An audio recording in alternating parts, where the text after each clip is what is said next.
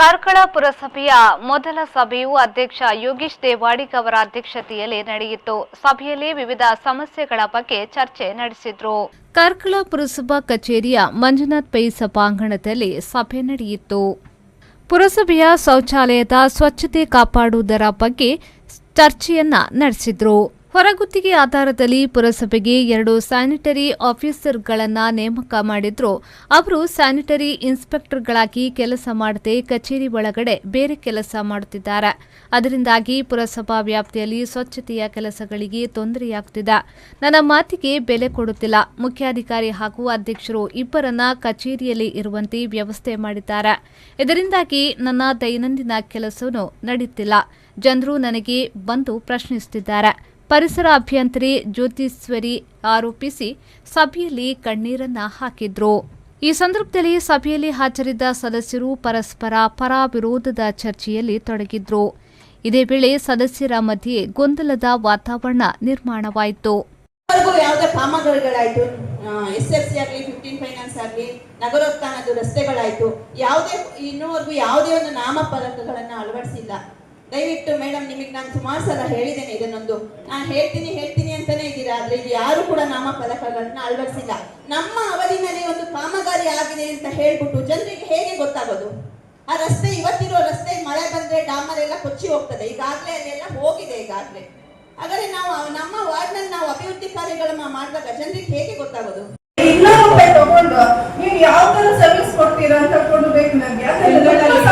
ನನ್ನ ವಾರ್ಡಲ್ಲಿ ತುಂಬಾ ಜನ ಒಳಚರಂಡಿ ಮನೆ ಒಳಚರಂಡಿ ಇದ್ರೊಳಗೆ ಬರೋದು ನನ್ನ ವಾರ್ಡಲ್ಲಿ. ಎಲ್ಲರೂ ಬೈತಾ ಇದ್ದಾರೆ, ಈ ತರ ಟ್ಯಾಕ್ಸ್ ಗಿಂತ ಡಬಲ್ ಆಗ್ತಾ ಉಂಟು. ಈಗ ಇಷ್ಟೊಂದು ಜಾಸ್ತಿ ಮಾಡ್ತಾರೆ. ಯಾಕೆ ನೀವು 10 ರೂಪಾಯಿ ಇದ್ದಿದ್ದು 50 ರೂಪಾಯಿ 100 ರೂಪಾಯಿ ಮಾಡಿದ್ರೆ ಚಿಂತಿಲ್ಲ. ಒಂದು ಮನೆಗೆ 200 ರೂಪಾಯಿ ತರ ಆಗ್ತಾರೆ. ಅವನ ಮನೆ ಅವನೊಂದು ಇದ್ರಲ್ಲಿ ಒಂದು 8 ಮನೆ ಇದ್ರೆ ಅವ್ನು ತಿಂಗಳಿಗೆ 1600 ರೂಪಾಯಿ ಕಟ್ಟಬೇಕು. ವರ್ಷಕ್ಕೆ ಎಷ್ಟಾಯ್ತು ಮೇಡಮ್? ಬಿಲ್ ಕಟ್ಟದಿದ್ರೆ ನಾವು ಡಿಸ್ಕನೆಕ್ಟ್ ಮಾಡ್ತೇವೆ. ಮೇಂಟೆನೆನ್ಸ್ ಇಲ್ಲ. ಈಗ ಖಾಲಿ ಇನ್ನು ನಾಳೆ ನೆಕ್ಸ್ಟ್ ಮಾರ್ಚ್ ಇಂದ ಫುಲ್ ನಮ್ಗೆ ಹಸ್ತಾಂತರ ಮಾಡ್ತಾರೆ. ಅದಕ್ಕೆ ಪುನಃ 3 ಲಕ್ಷ. ಅಲ್ಲ, ತಿಂಗಳಲ್ಲಿ ಈಗ ಕರೆಂಟ್ ಬಿಲ್ ಆಗದೆ ಕಟ್ಟದಿದ್ರೆ ಅಲ್ಲಿ STP ಫುಲ್ ಕ್ಲೋಸ್ ಆಗುತ್ತೆ ಅಷ್ಟೇ. ಆತರ ಮಾಡಿದ್ರೆ ತುಂಬಾ ಕಷ್ಟ. ನಾನು ಕೇಳಿದ್ದು ಅಮೌಂಟ್ ಎಷ್ಟು ಅಂತ. ನಿಮ್ಗೆ ಟೋಟಲ್ ಅಮೌಂಟ್ ಒಂದು ನಿಮಿಷ ಬೇಕಾ? ದೊಡ್ಡ ವಿಷಯನ? ಮತ್ತೆ ಸಂಬಂಧಪಟ್ಟ ಕಡತಗಳು ನಾನು ಕೇಳಿಲ್ಲ. ನಾನು ಕೇಳಿಲ್ಲ ಅಂದ್ರೆ ಎಷ್ಟು ಲಕ್ಷದಲ್ಲಿ ರಿಕವರಿ ಮಾಡಿ ಹಾಕಿದ್ದಾರೆ ಅಂತ ಕೇಳಿ ಅಷ್ಟೇ. ಅದಕ್ಕೆ ಹೋಗಿಲ್ಲ. ನೀವು ಯಾಕೆ ಕೊಡಬಾರದು ಅಂತ ನೀವು ಪ್ರಶ್ನೆ ಮಾಡಿದಂತ ನೀವು ಮೈನರ್ ಇರಿಗೇಷನ್ಗೆ ಹಾಗಾದ್ರೆ ಲೆಟರ್ ಬರ್ತದ್ದು ಯಾಕೆ? ನಾನ್ ಬರ್ತದೆ ಹೇಳಿದ್ರೆ ಇಲ್ಲಿ ನನಗೆ ಅಬ್ಜೆಕ್ಷನ್ ಬಂತು. ಅದು ಬಫರ್ ಝೋನ್ ಅಲ್ಲಿ ಉಂಟು ಅಬ್ಜೆಕ್ಷನ್ ಬಂತು. ನೀವು ಮೈನರ್ ಇರಿಗೇಷನ್ ಪತ್ರ ಬರ್ರಿ. ಪುರಸಭಾ ಸದಸ್ಯ ಸೋಮನಾಥ್ ನಾಯಕ್, ನನ್ನ ಸಮುದಾಯದ ಪರಿಸರ ಅಭಿಯಂತರಿಗೆ ಬೇಕಂತಲೇ ಸಮಸ್ಯೆ ಮಾಡುತ್ತಿದ್ದಾರೆ. ನಾನು ಹಾಗಾಗಲು ಬಿಡುವುದಿಲ್ಲ ಎಂದರು. ಆಗ ಮಧ್ಯಪ್ರವೇಶಿಸಿದ ಅಧ್ಯಕ್ಷ ಯೋಗೀಶ್ ದೇವಾಡಿಗ, ನನ್ನ ಮೇಲೆ ಇಲ್ಲಸಲ್ಲದ ಆರೋಪ ಮಾಡುವುದು ಸರಿಯಲ್ಲ. ನಾನು ಸಮಸ್ಯೆ ತಲೆದೂರಿದಾಗ ಅಧಿಕಾರಿಗಳನ್ನ ನನ್ನ ಚೇಂಬರ್ಗೆ ಕರೆಸಿ ಮಾತನಾಡಿದ್ದೆ. ಸೌಹಾರ್ದಯುತವಾಗಿ ಸಮಸ್ಯೆ ಬಗೆಹರಿಸುವಂತೆ ಸಲಹೆ ನೀಡಿದ್ದೇನೆ ಹೊರತು ಯಾವುದೇ ಪಕ್ಷಪಾತ ಮಾಡಲಿಲ್ಲ ಎಂದರು. ನಗರದ ರಸ್ತೆಗಳು ಹೊಂಡಮಯವಾಗಿದ್ದು ಸಂಚಾರಕ್ಕೆ ತೊಡಕಾಗಿದ್ದು ತಕ್ಷಣವೇ ಗುಂಡಿಗಳನ್ನು ಮುಚ್ಚಬೇಕೆಂದು ಸದಸ್ಯರು ಆಗ್ರಹಿಸಿದ್ರು. ಇದಕ್ಕೆ ಉತ್ತರಿಸಿದ ಪುರಸಭಾಧ್ಯಕ್ಷ ಯೋಗೀಶ್ ದೇವಾಡಿಗ, ಈಗಾಗಲೇ ಹೊಂಡ ಮುಚ್ಚುವ ಕೆಲಸ ಆರಂಭಿಸಲಾಗುತ್ತಿದೆ ಎಂದು ಭರವಸೆಯನ್ನ ನೀಡಿದ್ರು. ಕಾರ್ಕಳ ಪುರಸಭಾ ವ್ಯಾಪ್ತಿಯಲ್ಲಿ ರಸ್ತೆ ತೀರಾ ಹದಗೆಟ್ಟು ವಾಹನ ಸಂಚಾರಕ್ಕೆ ತುಂಬಾ ತೊಂದರೆಯಾಗುತ್ತಿದೆ. ಗುಂಡಿಗಳಲ್ಲಿ ವಾಹನಗಳು ಬಿದ್ದು ಹಲವಾರು ಅಪಘಾತಗಳಾಗುತ್ತಿವೆ. ದ್ವಿಚಕ್ರ ವಾಹನ ಚಾಲಕರು ಬಿದ್ದು ಗಂಭೀರ ಗಾಯಗೊಂಡಿದ್ದು ರಸ್ತೆಗಳು ಮರಣ ಬಾವಿಗಳಾಗಿ ಪರಿಣಮಿಸುತ್ತಿದೆ. ಶೀಘ್ರವಾಗಿ ರಸ್ತೆಗಳ ದುರಸ್ತಿ ಮಾಡಬೇಕೆಂದು ಅಶ್ಫಕ್ ಅಹಮದ್ ಒತ್ತಾಯಿಸಿದರು.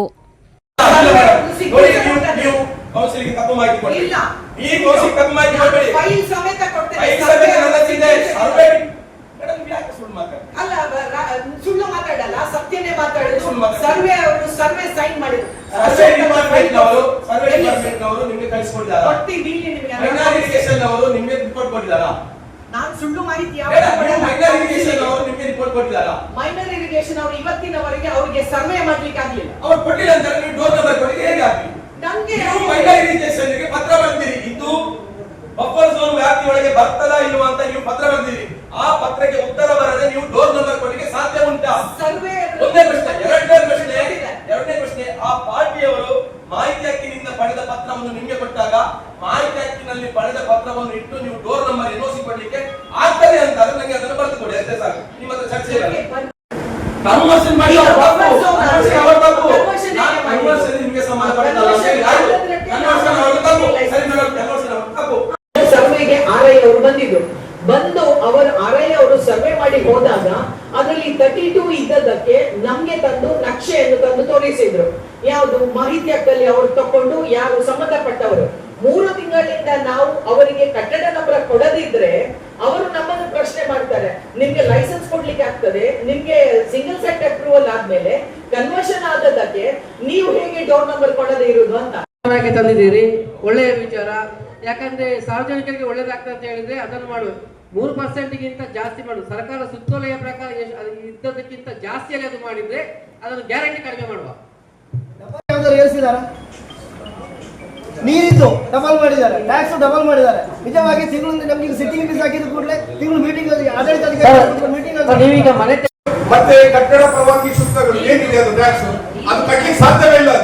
ಒಂದು ಪರವಾನಗಿ ಶುಲ್ಕ 2,500 ರೂಪಾಯಿ ಇರ್ತೀರಾ ಮಟನ್ ಚಾರ್ಜ್. ಈಗ ಹೇಳುದು ಒಂದು ಸ್ಟಾಲ್ ಅನ್ನ ನಾವು ಸ್ಟಾಲ್ ಅನ್ನ ನಿಮ್ಮಲ್ಲಿ ಬಾಡಿಗೆ ತಗೊಂಡಿರೋದು ಜೇಲಲ್ಲಿ ಪೂರ್ತಿ ಹಣ ಕಟ್ಟಿದ್ದೇವೆ. ಪುನಃ 2,500 ಎಂತ ಪರವಾನಗಿ ಶುಲ್ಕ ಕಟ್ಟೋದು? ಅದಕ್ಕೆ ನೀವು ಪರವಾನಗಿ ಶುಲ್ಕ ಮಾಡಿ ಕೊಡ್ಬೇಕು ನಮ್ಗೆ ವ್ಯಾಪಾರ ಮಾಡ್ಲಿಕ್ಕೆ. ಒಂದು ಅಂಗಡಿಗಳನ್ನ ನಾವು ತಗೊಂಡ್ರೆ 3,000 ಎಲ್ಲಿಂದ ಕಟ್ಟೋದು ವರ್ಷಕ್ಕೆ? ಯಾಕೆ ಕಟ್ಟಬೇಕದು? ಮತ್ತೆ ನೀವು ಕಮರ್ಷಿಯಲ್ ಬಿಲ್ಡಿಂಗ್ ಟ್ಯಾಕ್ಸ್ ಹಾಕಿ ಮಾಡಿದ್ದೀರಾ, ಎಂತ ಟ್ಯಾಕ್ಸ್ ಅದು? ಅದೊಂದು ಹೊರಗಡೆ ಮಾಡ್ತಾ ಇದ್ದೀರಾ ನೀವು. ಈ ಟ್ಯಾಕ್ಸ್ ಅನ್ನ ನೀವು ಇಳಿಸಲೇಬೇಕು. ಎಲ್ಲಿವರೆಗೆ ಮನೆ ತೆರಿಗೆ ಮತ್ತೆ ಕಟ್ಟಡದ ಟ್ಯಾಕ್ಸ್ ಗಳನ್ನ ಇಳಿಸೋದಿಲ್ವೋ ಅದು ನಾವು ಸಾಧ್ಯವೇ ಇಲ್ಲ. ನಾವು ಸದಸ್ಯ ಅಲ್ಲ, ನಾವು ನಮಗೆ ಅಲ್ಲ, ನಮ್ಗೆ ಅವಕಾಶ ಇಲ್ಲ ಅದನ್ನು ಇಳಿಸಬೇಕು. ಕಟ್ಟಿಲ್ಲ ಅಂತ ಆಡಿಟರ್ ರಿಪೋರ್ಟ್ ಬಂದಿದೆ, ಹೌದಲ್ಲ? ಕಟ್ಟಿಲ್ಲ, ಈಗ ಅದನ್ನು ಕಟ್ಟಿಸಿಕೊಳ್ಳುವ ಜವಾಬ್ದಾರಿ ಅದು ಮುನ್ಸಿಪಾಲಿಟಿ ಅಧ್ಯಕ್ಷ. ಕಟ್ಟಿಸಿಕೊಳ್ಳುವ ಜವಾಬ್ದಾರಿ ಅದು ಮುನ್ಸಿಪಾಲಿಟಿ ಅಲ್ಲ, ಯಾಕೆ ಕಟ್ಟಿಸಿಕೊಳ್ಳಿಲ್ಲ? ಈಗ ಅದನ್ನ ಆಡಿಟಿಂಗ್ ಅಬ್ಜೆಕ್ಷನ್ ಬಂದೆ ಅಂತ ಹೇಳಿಕೊಂಡು ಈಗ ಅವರಿಗೆ ಕಟ್ಟಡ ಕಾರ್ಮಿಕ ನಿಧಿ ಅಂತ 10,000 ಹಾಕಿದ್ರೆ ಸ್ಟಾರ್ಟಿಂಗ್ ಫೀಸ್ 4,000 ಅಂತ ಕೊಟ್ಟು ರಿನ್ಯೂವಲ್ಗೆ 14,000 ಅಂತ ಹೇಳಿದ್ರೆ ಇದೊಂಥರ ಅದೊಂದು ಆಗ್ತದೆ. ಇಲ್ಲ ಬರ್ತಾ ಉಂಟು ಎಲ್ಲೆಲ್ಲಿ ಅಂತ ಅವರು ತೋರಿಸಿಕೊಟ್ಟಿದ್ದಾರೆ. ಪುರಸಭಾ ವ್ಯಾಪ್ತಿಯಲ್ಲಿ 23 ವಾರ್ಡ್ ಎಲ್ಲಿದೆ ಅಂತ ಹೇಳಿ ಅದು ಸಹ ಬಂದಿದೆ. ಅದು ಅಲ್ಲದೆ ಈ ಗುಂಡಿಗಳು ಉಂಟಲ್ಲ, ದೊಡ್ಡ ಗುಂಡಿಗಳು ಎಲೆಕ್ಟ್ರಾನಿಕ್ ಮೀಡಿಯಾಗಳಲ್ಲೇ ಬರ್ತಾ ಉಂಟು. ನಾವೇನ್ ಗೊತ್ತುಂಟ, ಪುರಸಭಾ ಆಡಳಿತಕ್ಕೆ ಕಪ್ಪು ಚುಕ್ಕೆ ಬರಬಾರ್ದು, ಮತ್ತೆ ಜನ ಬೇರೆ ಎಣಿಸಬಾರ್ದು ನಮ್ಮ ಬಗ್ಗೆ. ಏನ್ ಇವರು ಇದ್ದಾರಾ ಇಲ್ವಾ ಸತ್ತಿದ್ದಾರೆ ಇದೇ ರೀತಿ ಮಾತಾಡುದು ಜನರು. ನಾವು ಯಾಕೆ ಅದನ್ನ ಕೇಳ್ಬೇಕಂತ ಕೇಳೋದು ನಾವು. ಸರ್ಕಾರಿ ಆದೇಶ ಇದ್ರೂ ಕೂಡ ಉಡುಪಿ ನಗರಸಭೆಯವರು ಯಾವ ರೀತಿ ಮಾಡ್ತಾರೆ ಅಂತ ಹೇಳಿದ್ರು ಅದೇ ರೀತಿ ನಾವು ಇಲ್ಲಿ ಮಾಡ್ಲಿಕ್ಕೆ ಅವಕಾಶ ಇದೆ, ಗ್ಯಾರಂಟಿ ಮಾಡುವ. ಯಾಕೆ ಗೊತ್ತುಂಟ, ಇದು ಹಾಗೆ ಆಗಿದೆ ಅಂತ ಹೇಳಿದ್ರೆ ಈಗ 1 ವರ್ಷದಿಂದ ಕೌನ್ಸಿಲ್ ಬಾಡಿಗಳು ಇರ್ಲಿಲ್ಲ, ಯಥಾಸ್ಥಿತಿಯಾಗಿ ಎಲ್ಲ ನೀರಿನ ಬಿಲ್ಗಳು ಈಗ ಕೌನ್ಸಿಲ್ ಬಾಡಿಯಲ್ಲಿ ಅನುಮೋದನೆಗಳು ಕೊಡ್ಲಿಕ್ಕೆ ಬರಲಿಲ್ಲ ಯಾವುದಕ್ಕೂ ಕೂಡ.